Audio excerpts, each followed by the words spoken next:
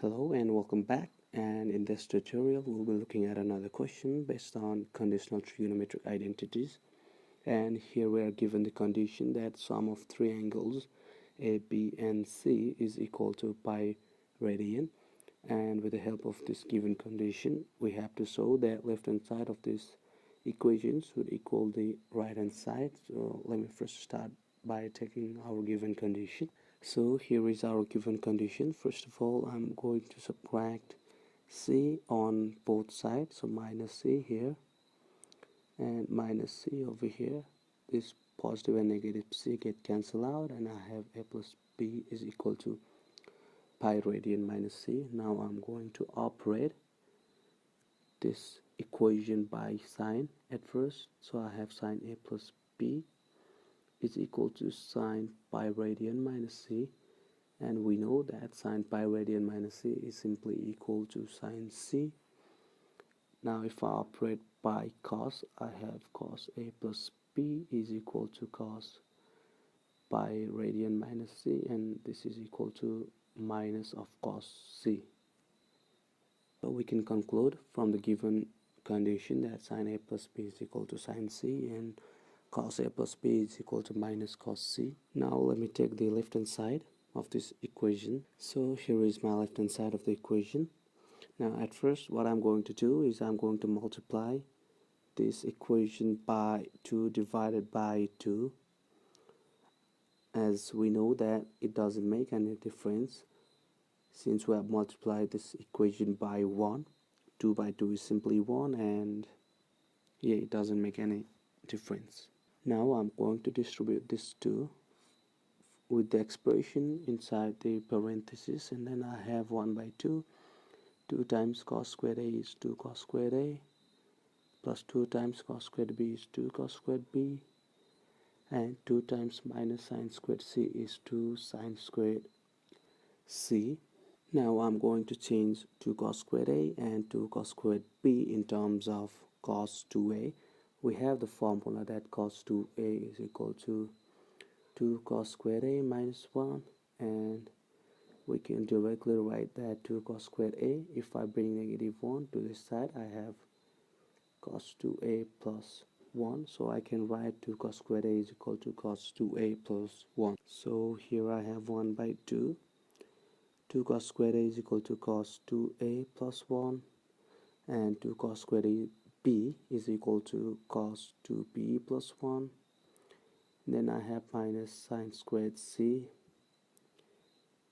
Now what I can do is I can simply add 1 and 1, so this gives 2, and then I have cos 2a plus cos 2b. For now I'm leaving 2 sine squared c alone. Now I'm going to apply the formula here, as it is in the form cos c plus cos t.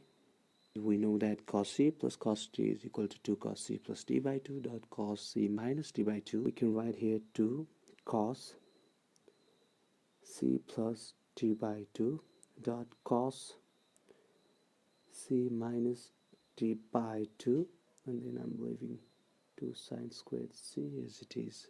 Now for this expression, cos 2a plus 2b divided by 2, I can write it as cos 2a plus b divided by 2 by taking 2 common from the numerator. Finally I have cos a plus b here, and similarly for this I can write cos a minus b, so this would be my next step. Now for this cos a plus b, if I look over here, I can replace it by minus cos c. So let's do that. 1 by 2 times 2 plus 2, and for cos a plus b I can write minus cos c, and I have cos a minus b, and then finally I have minus 2 sine squared c. Now let me multiply this negative sign with this positive sign, and then I have 1 by 2, 2 minus and plus is minus, so the remaining term I'm going to write it as it is. Now here I have cos c, but here I have sine squared c, so I'm going to change sine squared c in terms of cos c. So sine squared c we know is equal to 1 minus cos squared c. Now let me change that. 2 minus 2 cos c dot cos a minus b minus 2. For sine squared c, I'm writing 1 minus cos squared c. And let me distribute negative 2 with the expression inside the parentheses. And then I have 1 by 2 times 2 minus 2 cos c dot cos a minus b minus 2. And 1 is simply minus 2. Minus and minus is plus 2. And then cos squared c. Now I can cancel negative 2, positive 2, and then I have 1 by 2 minus 2 cos c dot cos a minus b plus 2 cos squared c. Now I'm taking minus 2 cos c common from these two expression, and then I have cos a minus b over here and minus cos c over here.